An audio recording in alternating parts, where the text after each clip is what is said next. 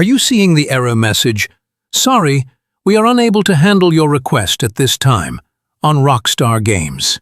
Don't worry, in this video, I'll walk you through how to fix this issue in 2025 quickly and easily, so you can get back to gaming without the frustration. First is go to your search bar and search clock, and go to your date and time, and turn on Set Time Automatically, and check if your time is correct.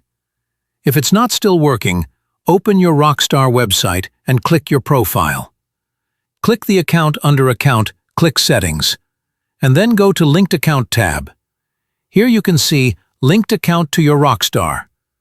Just simply unliked and link it again. And that's how you fix the "Sorry, we are unable to handle your request at this time" error in Rockstar Games for 2025. If this guide helped you, don't forget to like, subscribe, and turn on the notification bell for more updated gaming fixes. Thanks for watching, and enjoy your game.